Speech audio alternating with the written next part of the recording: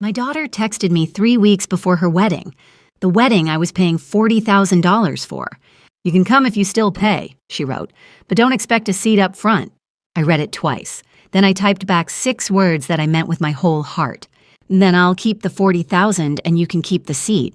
She called me in tears exactly 1 hour later, but by then, it was too late. Because the second I hit send, I didn't sit there and cry. I picked up the phone and I called my lawyer, and my lawyer had already made her calls to the venue, to the caterer, to the planner, before my daughter ever dialed my number. By the time Bryn was sobbing into the phone asking what I'd done, the $40,000 was already on its way back to me, and the grand wedding they'd planned without me had quietly, completely come apart. Here's how a woman they called just the cleaning lady took back $40,000 and her dignity in the same afternoon.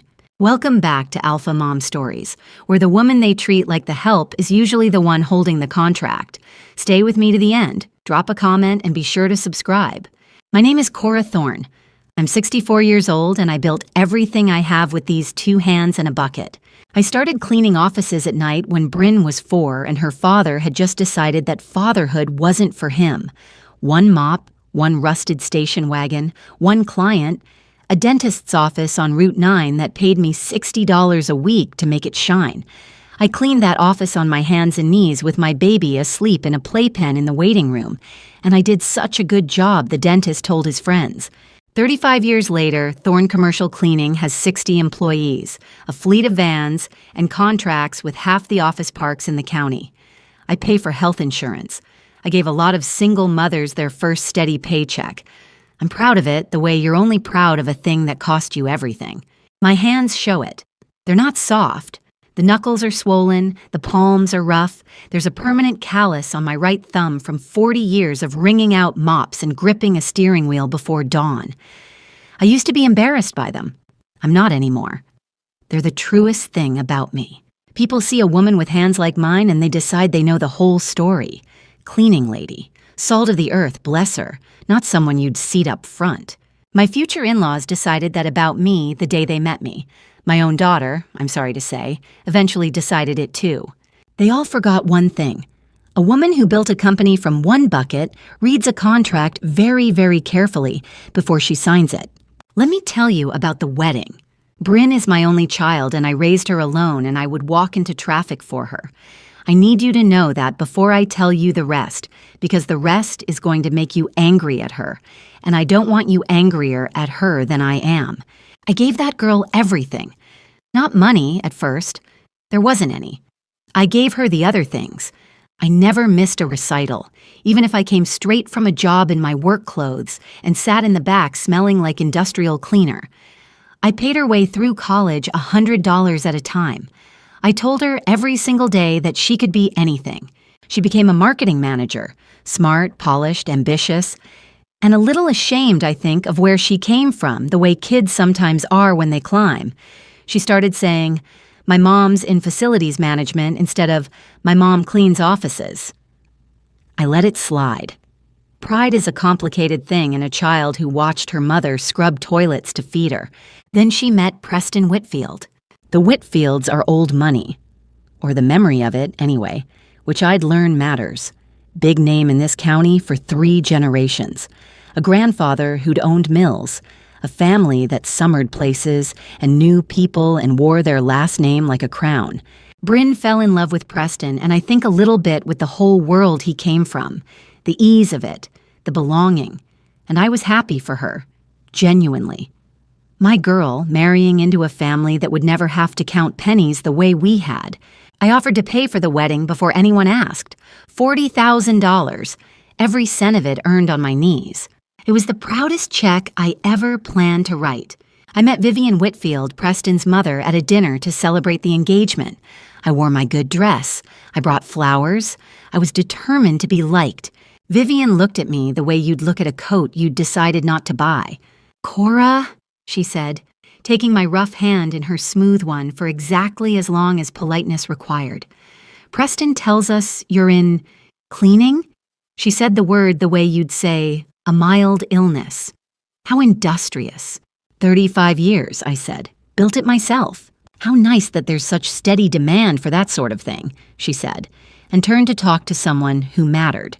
That was the whole relationship right there in the first 90 seconds. To Vivian, I was the help who'd somehow gotten above herself, a woman who scrubbed floors for a living, presuming to be family. Here's the thing I'd learn about the Whitfields, slowly, over the months that followed. Their money was mostly gone. The mills had closed decades ago. What they had left was the name, the house that needed a new roof they kept putting off, and a ferocious, bottomless need to be seen as people who still mattered. Old money with empty pockets is the proudest and most dangerous kind, because it has nothing left to protect but the appearance of having something. And here came Cora Thorne, a cleaning lady with an actual checkbook, offering to fund the wedding that would let the Whitfields throw the kind of party that proved they were still somebody. They wanted my money very much. They just couldn't stand the idea of me sitting at the good table while they spent it. I didn't understand that yet. I was still trying to be liked. Now, here's the part that matters most, and it's the part nobody saw coming, because nobody pays attention to what the cleaning lady is doing with the paperwork. When I agreed to pay for the wedding, I didn't hand anyone a check for $40,000. I have never in my life handed anyone a blank check, and I wasn't about to start with people who looked at me like Vivian did. I did it the way I do everything in my business. I became the customer. Every vendor. The venue, the caterer, the florist, the photographer, the band, I signed the contracts myself. Cora Thorne, responsible party. I paid the deposits from my company account. I negotiated the terms. And because 35 years of business has taught me that a contract is the only promise that holds up when people stop being nice, I had my lawyer, Sandra Pham, read every single one before I signed. Sandra's the woman who's kept my company out of trouble for 20 years. She read the venue contract and she circled something with her red pen and she said, "Cora, you're the sole responsible party on all of these. And look at the cancellation terms. You're more than 90 days out. If you ever pulled the plug, you'd get most of these deposits back, and nobody else has the authority to spend a dime of this but you." "Why would I pull the plug?" I said. "It's my daughter's wedding." "No reason," Sandra said, capping her pen. "Just know that you can. Always good to know where the door is."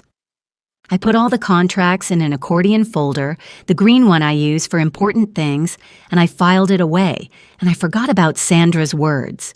I'd remember them 3 weeks before the wedding, at 11 o'clock at night, holding my phone. The takeover happened the way these things always do, slowly and then all at once, and always framed as help.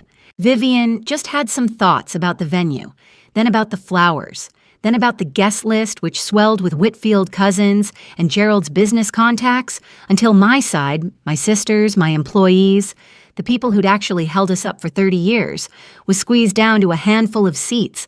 "It's just that we know so many people," Vivian explained. "And you understand, dear, a wedding is really about the families coming together. The Whitfield name brings certain expectations." Bit by bit, the wedding I was paying for stopped being Bryn's and mine and became the Whitfields. The invitations went out with their crest on them. When the engagement was announced in the local paper, it described Bryn as marrying into the prominent Whitfield family and mentioned that the Whitfields will host. With my $40,000. I'd call Bryn to ask about a detail, the cake, the colors, and she'd say, gently, "Oh, Vivian already handled that, Mom. She has such a good eye for this stuff." A good eye with my money. I kept telling myself it didn't matter. Let Vivian have her crests and her expectations. The point was, Bryn, happy, marrying a man she loved. If being elbowed to the side was the price of my daughter's joy, I'd pay it the way I'd paid every other price in my life, quietly on my knees without complaint. That's what I told myself. What I didn't see was that there's a difference between stepping back so your child can shine and being slowly erased from your child's life by people who want your wallet and not your face. I was about to learn the difference in a printed seating chart. The hardest part wasn't Vivian. I could see Vivian coming a mile off. The hardest part was watching Bryn change. My girl started talking like them, started caring about things she'd never cared about. The right handbag, the right zip code, whether something was done. She got quieter around me, or maybe just busier. In that way, that means the same thing. The Sunday calls got shorter. When I'd mention coming to a planning meeting, there'd be a little pause before she said it probably wasn't necessary. Vivian had it covered. I understood it, even as it broke my heart. Bryn had spent her childhood watching her mother be looked down on. She'd smelled the cleaning chemicals on me at her recitals. She'd seen the other parents' faces. And now here was a whole gleaming family offering to fold her into a world where nobody would ever look down on her again, where she could be a Whitfield instead of the cleaning lady's daughter. All she had to do to belong to them was be a little ashamed of me, and she was choosing it, a little at a time, the way you choose anything bad, one easy, understandable step at a time. I want to be fair to her because I love her, and because the end of this story depends on you believing she had a good heart underneath it all.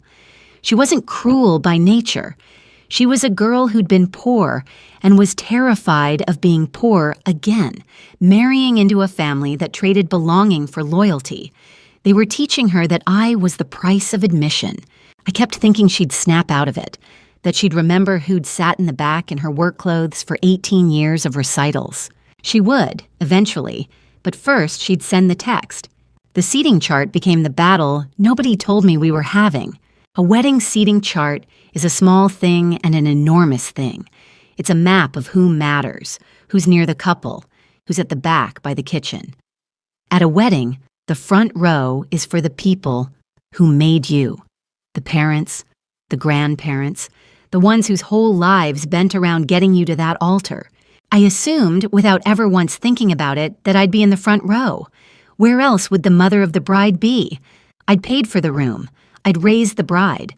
I'd earned that seat over 28 years and $40,000. But the Whitfields had a different map. In their map, the front rows were for Whitfields and the people the Whitfields wanted to impress. Gerald's banker, a state senator they were friendly with, cousins with the right names. The front of the room was real estate. And real estate, to people clinging to a fading name, is everything. There simply wasn't room up front in their minds for a cleaning lady, even one who was paying for the whole thing. I didn't know this was being discussed. I found out the way you always find out these things. By accident, in writing, in a way that couldn't be taken back. It was a Tuesday night. I was home, tired, my feet up, my phone buzzed. It was a draft of the seating chart, accidentally shared to a group that included me. And I saw where they'd put me. Before I tell you about the chart, you should know it didn't come out of nowhere. There'd been 100 small cuts before the big one. At the engagement dinner, there'd been a slideshow of the happy couple, full of Whitfield family photos going back generations. And not one picture of me. Not one. 18 years of single motherhood, and I wasn't in the story they were telling about where Bryn came from. When Vivian introduced me to her friends, it was always the same. This is Cora, Bryn's mother. She's in facilities. A little laugh. Self-made, apparently. Said like a charming defect. At the dress fitting, which I paid for, I was asked to wait in the lobby while Vivian and Bryn and the bridesmaids did the important part. I sat in that lobby for 2 hours with a magazine. The woman who'd bought the dress parked like a chauffeur. Each time, I swallowed it. Each time, I told myself the same thing. It's not about you, Cora. It's Bryn's day. Don't make it about you. That's the trap, by the way. The trap that catches every decent parent. They count on your love to make you swallow your own erasure. They count on you being too good a mother to make a scene. Your decency becomes the leash they walk you on. I'd been on that leash for 8 months, telling myself it was love. And then the seating chart landed in my phone, accidentally, and I saw it in black and white. Not a feeling I could talk myself out of, but a fact, printed, with my name on it. Row 6, behind the Whitfield cousins, behind Gerald's banker, behind a state senator I'd never met. At my own daughter's wedding, that I was paying $40,000 for. Row 6. I called Bryn about it, calmly. I want you to know I tried the calm, reasonable, mother-to-daughter way first. Sweetheart, I said, I just saw the seating chart. I think there's a mistake. I've got myself in row 6. A pause.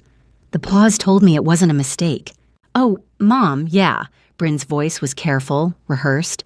So, the thing is, the front rows are kind of spoken for. Vivian's family is really big, and there are some important people coming on Preston's side, and... Bryn, I'm the mother of the bride. I know, it's just... Vivian feels really strongly that the front should reflect, the families standing in the community and... The families standing, I repeated. And then Bryn said the thing I think she'd been coached to say, because it wasn't her voice in it, it was Vivian's. Mom, it's honestly not a big deal where you sit. You'll still be there. Vivian said, she said you should just handle the check and let the people who understand this kind of event handle the details that matter. Just handle the check. Let the people who matter handle what matters. There it was. The whole thing, said out loud in my daughter's mouth, in my future in-law's words. I was not a mother. I was a funding source. A checkbook they'd tolerate in row 6 as long as the check cleared. I didn't yell. I've never been a yeller. You don't survive what I survived by yelling. I just said, I see. Let me think about it, Bryn. And I hung up, and I sat in my quiet house with my rough hands in my lap. I should have known then what I was going to do, but I gave them one more chance. God help me, I always give one more chance. I told Lupe about it the next morning. Lupe's been with me 22 years. Started as a part-time floor tech, runs 3 of my crews now, and tells me the truth whether I want it or not, which is what a real friend is for. We were in the break room at the warehouse, both of us with coffee, and I told her about row 6, and just handle the check. And Lupe set her cup down hard. Cora, she said, listen to yourself. You're paying $40,000 to be told to sit in the back and keep your mouth shut. It's Bryn's day, I started. It's your money, Lupe said, and it's your daughter, and they are teaching her to be ashamed of you with your own wallet. You're financing the people who look down on you to look down on you more comfortably. She shook her head. My mother cleaned houses till her back gave out. If anybody put her in row 6 at my wedding, paid for or not, I'd have walked that woman to the front myself and let the snobs sit in the parking lot. I didn't say anything. You always do this, Lupe said softer. You think being a good mother means disappearing. It doesn't. Sometimes being a good mother means showing your kid what a person with self-respect looks like. She's never going to learn it from those people. She can only learn it from you. I drove home that night turning it over. Lupe was right, and I knew she was right, and I still wasn't sure I had it in me to do anything but swallow it one more time. Then, at 11 o'clock that night, my phone buzzed, and Bryn made the decision for me. I should explain what had happened that day, on their end, because I pieced it together later. Vivian had found out I'd made a fuss about the seating chart. To Vivian, a cleaning lady questioning her placement was an outrage, the help forgetting its place. She'd gotten to Bryn that afternoon, I'm sure of it. Worked on her. Framed my completely reasonable request to sit in the front row at my own daughter's wedding as me, being difficult, making it about myself, threatening to ruin the day over a chair. By the time Bryn picked up her phone that night, she wasn't my daughter anymore. She was a frightened girl who'd been told that the woman who raised her was a problem to be managed, and that her place in the gleaming Whitfield world depended on managing me. So she sent the text. I don't think she even fully felt it as she typed it. I think she was repeating a position that had been installed in her, the way you repeat directions to a place you've never been. But I felt it, every word. I've thought a lot about why that particular message broke through 8 months of swallowing. I think it's because it combined the two things into one sentence, the contempt and the bill. Don't expect to matter, but do keep paying. It stripped away every comforting story I'd been telling myself. I wasn't stepping back for my daughter's happiness. I was being used. You can be sidelined or you can be billed. When they do both, in the same breath, to the same person, that's not a wedding. That's a transaction with a woman they've decided to despise. And I, of all people, know how to handle a transaction. Here is the text, exactly as it came in at 11:04 on a Tuesday night, while I was sitting in my recliner with my aching feet up and the green accordion folder, by pure chance, on the side table where I'd left it after a phone call with Sandra about something else entirely. Mom, Vivian and I talked, and we really need you to drop the seating thing. It's causing so much stress. You can come to the wedding if you still pay, but don't expect a seat up front. The front is for the Whitfield side and important guests. Please just let this go. It's not about you. You can come if you still pay, but don't expect a seat up front. I read it 3 times. I waited for the hurt to take me down, the way it had 100 times that year. But something else came instead, something I hadn't felt in a long time. It came up through me clean and cool and clarifying, like the first cold water after a long thirst. And it wasn't rage, and it wasn't grief. It was the feeling I get right before I sign a contract I've decided is good. Certainty. I looked at the green folder on the side table, the folder with my name on every single one of those vendor contracts. Cora Thorne, responsible party. The folder Sandra had handed me with the words, "Always good to know where the door is." I had spent 8 months looking for the door and telling myself I'd never use it. My daughter had just shown me exactly where it was. I set down the phone. I picked up the folder, and for the first time in 8 months, Cora Thorne stopped being a good sport and started being a businesswoman. I opened the folder first, before I answered her. I'm a professional. I check my position before I make a move. The venue. Deposit $10,000, balance not due for 3 weeks, cancellation more than 90 days out. And we were exactly 94 days out, meaning a near full refund if the date could be rebooked, and a venue that popular could always rebook a Saturday. The caterer, similar. The florist, the band, the photographer, all of them mine, all of them cancelable, all of them with deposits that came back to me, not to anyone named Whitfield. Every thread of that wedding ran through my signature. Pull me out and there was no wedding, just a date, a dress, and a family with a fading name and, as I was about to discover, empty pockets. Sandra's voice in my head, "Nobody else has the authority to spend a dime of this but you." Then I picked up my phone and I typed my answer to my daughter. I didn't type it in anger. I typed it slowly, the way you write the most important line of a contract, because I wanted every word to be exactly true. "Then I'll keep the 40,000 and you can keep the seat." I read it once. I meant it completely. I hit send. And then, this is the part that matters, the part the title of this whole story turns on. I did not sit there and wait for her to call. I did not stew. I did not draft a follow-up. I have learned, in business, that the time between a decision and the action is the only time your nerve can fail you. So I gave my nerve no time at all. I called Sandra Pham at 11:09 at night.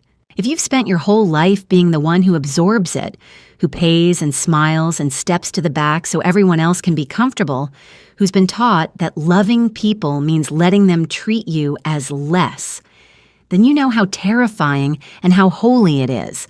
The first time you finally pick up the phone and refuse. If that's you, stay with me right to the end of this, because I promise you, the ground holds. Sandra answered on the 4th ring, sleepy. "Cora, it's after 11. Is the warehouse on fire?" "No," I said, "but I need you to do something for me first thing, and I need to tell you tonight so I don't lose my nerve by morning." I told her about the text, the whole 8 months compressed into 90 seconds. Row 6. Just handle the check. You can come if you still pay. Sandra was quiet for a moment. Then, in a different voice, her business voice, the one I pay for, she said, "Okay, what do you want to do?" "I want out," I said, "all of it. The venue, the caterer, all of them. I'm the responsible party. I want to exercise every cancellation right I have and get back every dollar that's coming to me. And I want it started before I can talk myself out of it." "You understand what that means?" Sandra said. "It means there's no wedding, not at these vendors, not on this date." "I understand exactly what it means," I said. "I've spent 8 months understanding it. They want my $40,000, and they want me in row 6. They can't have both. I'm choosing which one I keep." "All right," Sandra said. I could hear her already sitting up, reaching for a pen. "I'll start making calls at 8 a.m. "No," I said. "Sandra, start tonight." "Tonight?" Sandra said. "Cora, the venue office is closed." "The venue has an emergency event line," I said, because I read the contract and it's in Section 9. The caterer has an after-hours number for the same reason. I want it on the record, time-stamped, tonight, that I, the sole responsible party, am formally beginning cancellation. I want there to be no morning where someone could call my daughter first and spin this before the facts are in. There was a pause, and then Sandra laughed, softly, with what I think was respect. You really did read every contract. I read everything before I sign it, I said.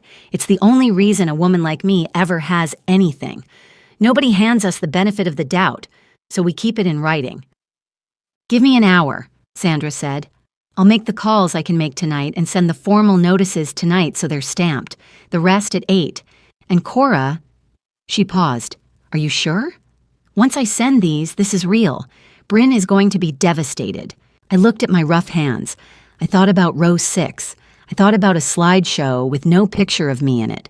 I thought about 18 years of recitals in the back row in my work clothes.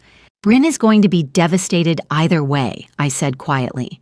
She can be devastated as a girl who learned her mother has limits, or she can stay comfortable as a girl who learned her mother has none. One of those devastations is worth something. Send the notices. Sending them, Sandra said. Go to bed, Cora. You did a hard right thing tonight. I didn't go to bed. I sat in my recliner with the green folder in my lap, and I waited, because I knew, the way mothers know, that Bryn would call. She did, 1 hour later. Here's what happened in that hour, on the other end, while I sat in my chair. Sandra, God bless her, is thorough and she is fast. She called the venue's emergency line and reached the event manager, a woman named Denise, who, in a twist I'll tell you about later, turned out to know exactly who I was. Sandra identified herself as my attorney, stated that I, Cora Thorne, the sole signatory and responsible party on the contract, was formally invoking the cancellation clause and requested written confirmation of the refund timeline. She sent the email while still on the phone, so it was time-stamped 11:31 p.m. Then she did the same with the caterer's after-hours line. Same with a voicemail and follow-up email to the planner, the one the Whitfields had been treating as their personal staff, the one who'd drawn up that seating chart. So here's the sequence that the title of this whole story turns on. At 11:04, Bryn texted me. At 11:06, I replied. At 11:09, I called Sandra. By 11:35, the venue and the caterer had formal time-stamped notice that the money was being pulled by the only person who'd ever had the right to spend it. My daughter called me at 12:05 a.m. By the time Bryn dialed my number in tears, my lawyer had already called the venue, the caterer, and the planner. The wedding was, in every way that mattered, already over. The $40,000 was already turning around and heading home. She was calling to undo something that was already done. That's what it means, that line in the title. My lawyer had called first, not first as in early. First as in, before my daughter could cry, the truth was already in writing. The phone lit up at 5 past midnight. Bryn. I let it ring twice, not to be cruel, to steady myself. Then I answered. Mom! She was already crying, the words tumbling. Mom, what did you do? The venue. Denise called me. She said you canceled. She said your lawyer called, that the deposit's being refunded and they're releasing the date. Mom, the wedding's in 3 weeks. What did you do? I did exactly what I told you I'd do, sweetheart, I said. My voice was calm. 40 years of staying calm while the monitor screams. You told me I could come if I still paid, but not to expect a seat up front. I told you I'd keep the $40,000 and you could keep the seat. I'm a woman of my word, Bryn. I kept the $40,000. But you can't. Mom, everything's booked. Everyone's invited. Vivian's going to... She was hyperventilating now. Why would you do this to me? And there it was. Why would you do this to me? As if I were the one who'd done something. As if the 8 months, the row 6, the just handle the check, had all been weather, and my one action was the only cruelty in the story. Bryn, I said gently, I want you to hear me because I'm only going to say it once, and then we're both going to get some sleep. I did not do this to you. I declined to do something to myself. I let that sit. I have been treated by people you've chosen as a checkbook with a pulse. And tonight, my own daughter told me in writing that I could pay for her wedding, but not sit at the front of it. So I made a choice. I chose my dignity over their party. I'd have thought you, of all people, would understand why. She didn't understand. Not that night. That night, she was too deep in the Whitfield world to see it, and too frightened of what Vivian would say. "You're being selfish," she said, and I could hear that it wasn't really her, it was the script. "It's my wedding and you're blowing it up because of your ego, because you didn't get a good enough chair." "A good enough chair," I repeated quietly. "Bryn, it was the front row. At your wedding. The seat your father should have been in, except he left, so it was just mine. The one seat in that whole room that was actually only mine." Silence. "I didn't blow up your wedding over a chair," I said. "You and Vivian did when you decided the chair mattered more than the mother. I just stopped paying for the privilege of being told so." She was crying harder now, but the quality of it had changed. There was confusion in it, the first crack in the script, the sound of a young woman beginning to hear herself. "Vivian's going to lose her mind," Bryn whispered. "She'll never— Mom, the Whitfields can't cover this. 40,000. They don't— Preston told me they don't actually have it. They've been counting on—" She stopped, hearing what she was about to say. "On me," I finished gently. "They've been counting on the cleaning lady, the whole time. That's the part that should make you angriest, sweetheart, if you think it through. They despised me and depended on me at the same time. They wanted me invisible and paying, and the only person in this story who was ever asked to be both invisible and generous was me." She didn't answer, but she didn't hang up either, and that, I knew, was the beginning of something. "Let me tell you about that $40,000, I said, because she was quiet and listening now, "and some things you only get one chance to say. That's not just money, Bryn. That's 11 years of overtime. That's the down payment on a house I never bought because I was paying your tuition $100 at a time. That's me cleaning a law firm's bathrooms at 5 in the morning so I could be at your school by 9 for the things that mattered. Every dollar of that 40,000 came out of these hands." I looked at them. The hands Vivian shook like she might catch something. I heard her breath hitch. "I offered it gladly," I said. "I wanted to give you a beautiful day. There is nothing I wouldn't give you, Bryn. But there's a difference between giving and being taken from. Giving is when someone receives your gift and sees you. Being taken from is when they want your hand open but your face turned away. I have spent my whole life letting people take from these hands. I decided tonight I'm done letting them do it to my heart." "Mom," her voice broke, "I love you more than my own life," I said. "I have since the second they put you in my arms in a hospital I was still paying off when you graduated college. That has never changed, and it never will. But I won't fund my own humiliation, not even for you, especially not for you, because someday you're going to be a mother, and I need you to know what one looks like when she finally stands up." She was crying, but she wasn't arguing anymore. "Go to sleep, sweetheart," I said.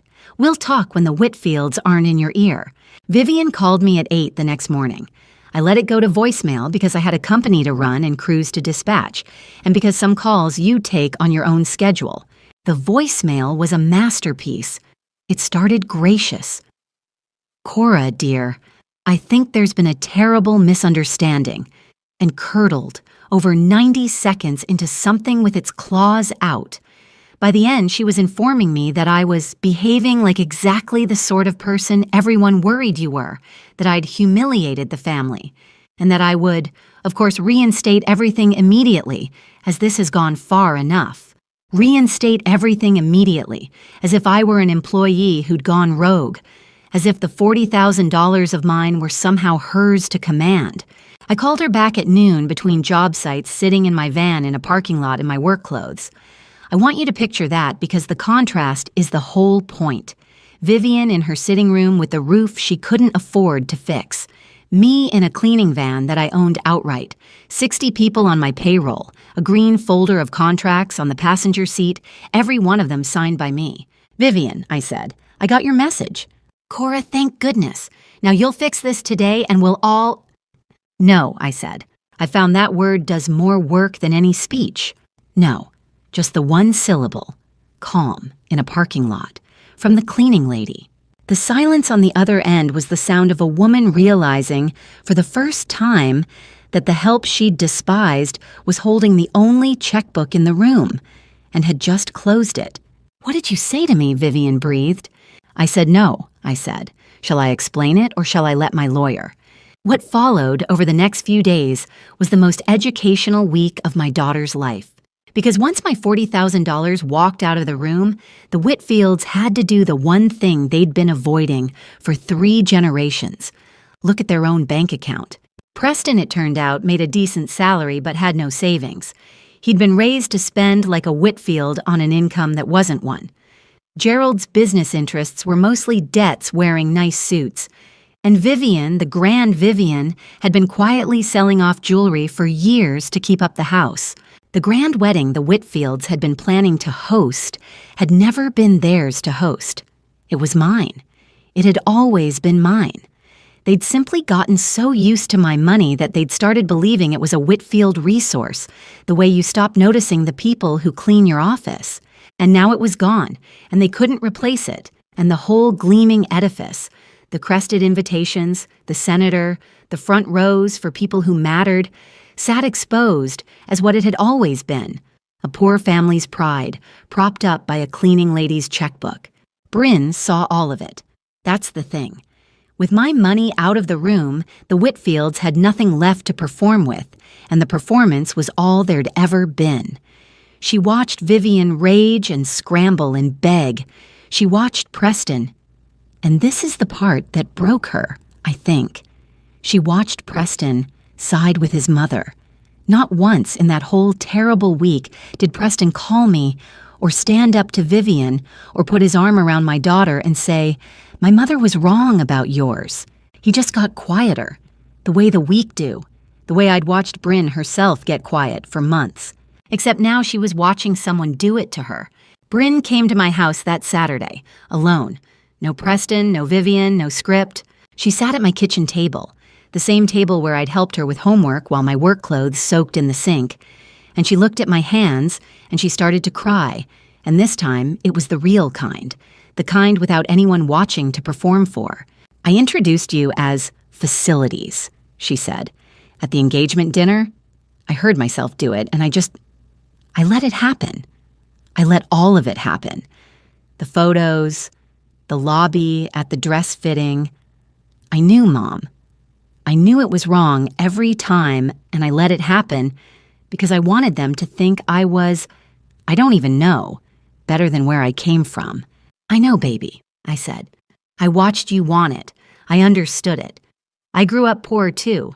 The wanting out is the most human thing there is." "You should hate me," she said. "I told you to pay and sit in the back. Who does that? Who says that to their own mother?" "A scared girl being coached by frightened people," I said. "I never hated you for 1 second. I was just waiting for you to come back to yourself." She put her face in her hands. "I watched Preston not defend me all week," she said, muffled. "His mother said horrible things about you, and he just sat there. And I thought, that's me. That's what I've been doing to you, sitting there. And now you know how it feels," I said gently. "That's not nothing, Bryn. That's the most expensive lesson I ever bought you, and worth every penny I didn't spend." The confrontation came whether I wanted it or not, because people like Vivian cannot leave a closed door closed. She needs the last word the way she needs the name. She arrived at my house that next week, unannounced, with Preston trailing behind her like a man walking to his own scolding. I let them in, because I'm not afraid of people in my own kitchen, and because Bryn was there. And I wanted my daughter to watch this with her own eyes. Vivian swept in like she was inspecting a property she might condescend to buy. She took in my modest kitchen, my linoleum, the work boots by the door, and I watched her file all of it under beneath me. "Cora," she said, settling at my table uninvited, "we're going to sort this out like adults. You've made your little point. Everyone's very impressed by your independence." A thin smile. "Now, you'll restore the funding.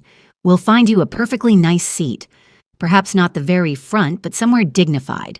And we'll put this unpleasantness behind us. The invitations are already out. The Whitfield name is on the line. The Whitfield name. Always the name." I poured 3 cups of coffee, set them down, and sat across from her, with my rough hands wrapped around my own cup. "Vivian," I said, "let me make sure I understand your offer. You'd like me to pay $40,000. and in exchange, I may sit somewhere dignified, but not the front. I took a sip. Have I got that right? That's a more than reasonable. It's the same offer, I said. You've just used nicer words. The answer is still no. That's when Vivian's polish finally cracked, and the thing underneath came out, and Bryn got to see it bare.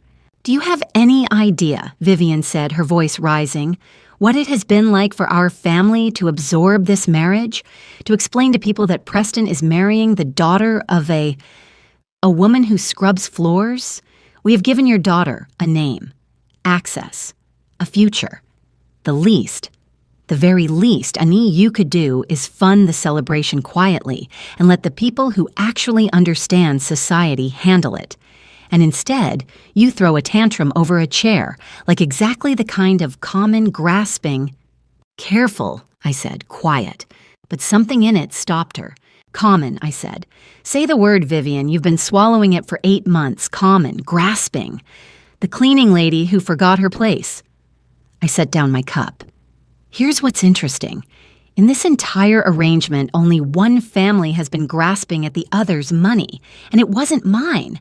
I never asked you for a dime. You needed $40,000 from me to throw a party you couldn't afford so that you could feel like the somebody your bank account says you're not anymore. Vivian went white, then red. That's a lie, she hissed. Is it? I said.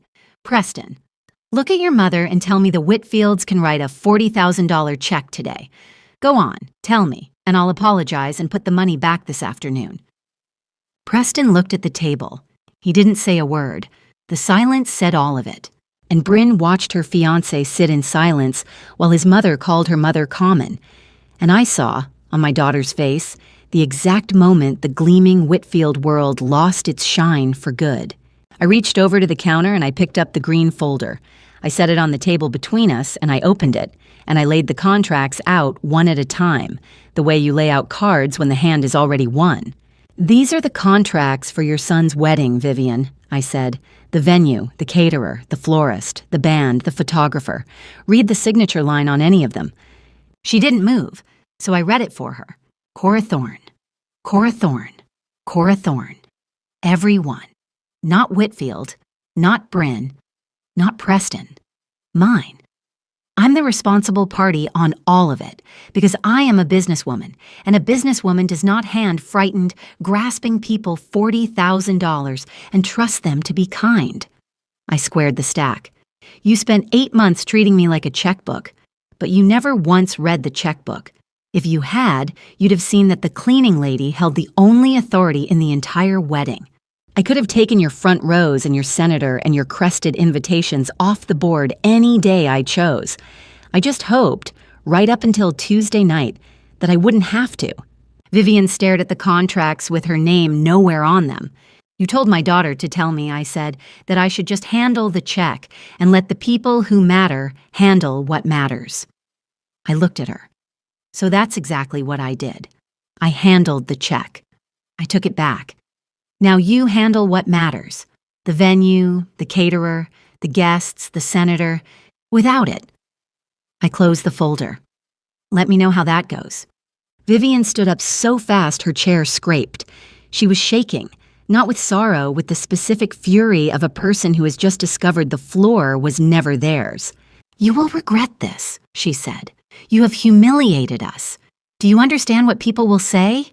That the Whitfield wedding fell apart because the bride's mother, the cleaning woman, threw away $40,000 rather than sit in row 6. I finished, calm. Yes, that's exactly what people will say, and every working person who hears it will understand me completely. You should worry less about what people will say and more about what's true. I stood too, so we were eye to eye in my linoleum kitchen. You wanted my money and not my face, Vivian. You can't have one without the other anymore. Those days are over. And the seat, she spat, grasping for the wound. You did all this, destroyed your own daughter's wedding over a seat? I looked at her, and then I said the thing I'd been carrying since 11:04 on Tuesday night. You keep the front seats, I said. All of them. The senator, the cousins, the people who matter. Keep every chair in the room. I'll keep my $40,000 and my dignity." I held up my rough, swollen, beautiful hands. And do you know the strangest thing, Vivian? They cost me exactly the same.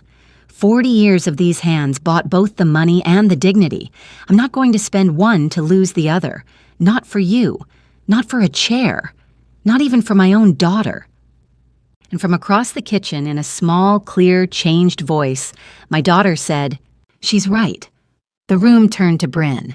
She was standing by the counter where she'd been silent the whole time, watching. And something in her had finished changing. I'd watched it happen all week, but now it was done, and her spine was in it.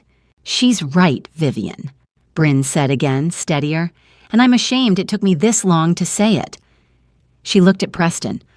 "All week I waited for you to defend her, or me, or anything, and you just sat there.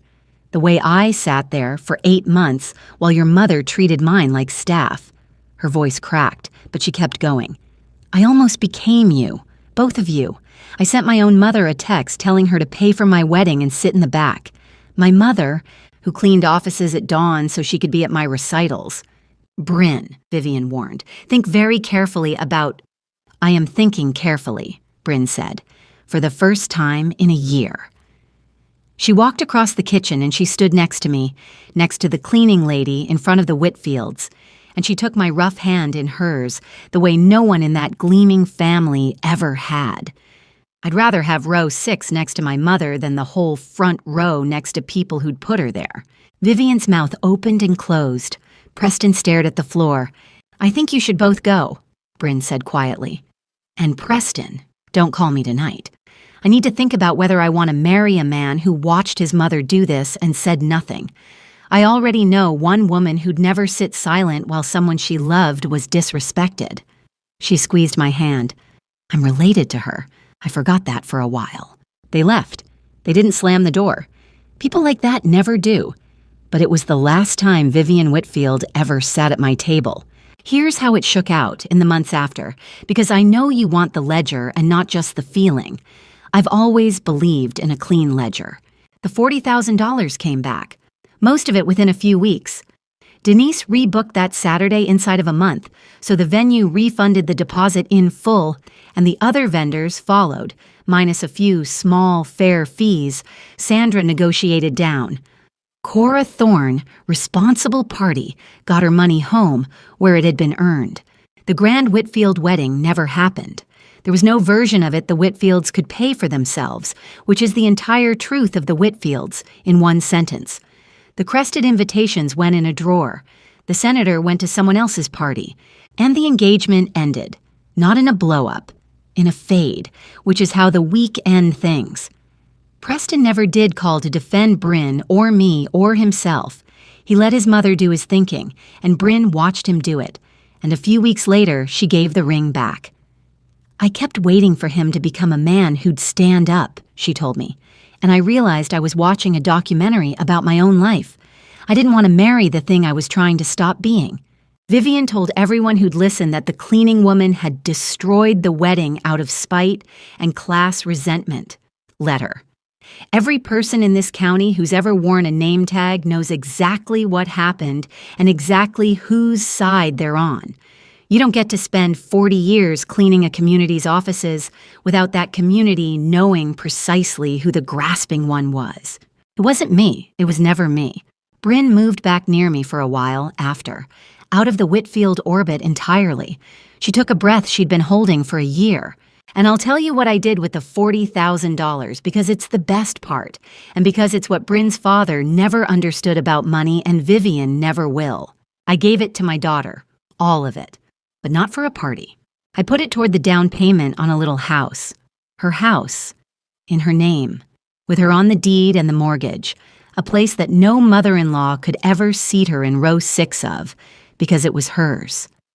The money I'd have spent on one beautiful afternoon of being treated like the help, I spent instead on giving my daughter the one thing I never had at her age, a door of her own that locked, in a home nobody could take.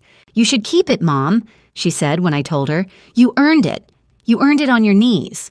"I did earn it on my knees," I said, And there's no one on earth I'd rather get up off my knees for than you. That's what the money was always for, baby. Not a wedding. You. It just took us both a long road to remember it. She cried. I cried. We're criers, the Thorne women, but only when it's real. She hung a little framed thing in that house's entryway. It's a photo of my hands. She took it herself, the swollen knuckles, the callus on the thumb. Underneath it, she wrote, "These built everything." They did. They surely did. Bryn and I are closer now than we've been since she was small. The Whitfield year was a sickness she had to come through, and she came through it. And on the other side, she's more herself than she ever was when she was trying to be one of them. She works with me now a little, helps with the marketing for Thorne Commercial, the thing she's actually good at, building the company her grandmother's hands started. She's not ashamed of it anymore. The other day, I heard her on the phone tell a vendor, "Yes, my mother's the owner. She built it from one mop. You'll want to read your contract carefully." She does. And she winked at me across the office. She'll get married someday, I think, to someone who'd walk her mother to the front row without being asked. And when she does, I'll pay for it again, gladly, with these same hands, because the money was never the problem. The money was always a gift. It only became a weapon when they tried to separate the gift from the giver. "I'm sorry I ever made you feel like a checkbook," she told me once recently. "You didn't in the end," I said. "In the end, you took my hand in front of the people you were scared of. That's the only seat at any table I ever wanted, Bryn. Right next to you. Not in front, next to." I ran into Vivian once months later at the grocery store. She was in line with a small basket, and she saw me, and for a second the old reflex crossed her face. The little flinch of someone deciding whether to acknowledge the help. Then she remembered, I think, how it had all turned out, who'd held the contract, whose daughter had chosen whom, and she gave me a small, tight nod, and she looked away first. I didn't gloat. There's no satisfaction in it, finally. Vivian is a frightened woman guarding an empty name, and that's a harder life than mine for all her heirs. I have 60 employees who count on me, a daughter who took my hand, and a company built by these two ruined, beautiful hands. Vivian has a roof she can't fix, and a son who won't grow up. I'd rather be the cleaning lady. I've always rather been the cleaning lady. It's the truest thing I ever was. I nodded back at her, polite, and I went on with my shopping. I had a house to help my daughter furnish, the good kind of spending, the kind where the gift and the giver get to stay in the same room. People ask me sometimes if I regret it, canceling my own daughter's wedding 3 weeks out. Such a drastic thing, they say. Couldn't you have just talked it through? I talked it through for 8 months. Talking is what they count on. Talking is how they keep you in row 6. They let you talk forever, as long as you keep paying and never act. I don't regret a single thing. Not the text I sent, not the call to Sandra at 11 at night, not the contracts I'd quietly signed in my own name a year before I ever needed them. Because the lesson my daughter learned that month, about who she was and who she came from and what a woman with self-respect actually does when she's disrespected, that lesson was worth more than any wedding. You can't buy it. You can only show it. And I showed it with the only thing I've ever had to teach with. Not a name, not old money. Just 2 hard hands, a green folder of contracts, and the word no. If there's one thing I'd hand you from all of this, it's this. Your generosity is a gift, not a tax. The day someone tries to keep your open hand and turn away your face, the day they want what you give but not who you are, that's the day your kindness has been turned into a leash. Set it down. Love people with everything you have. Give until it feels good, but never, ever pay for the privilege of being treated as less. Keep your dignity and your generosity in the same hand. They cost you the same to earn. Don't let anyone make you spend one to keep the other. That's my story. 1 text, 1 call to my lawyer, and $40,000 that came home. If it reminded you that your worth was never up for a vote, take that as a sign. Drop a comment, hit subscribe, and I'll see you next time.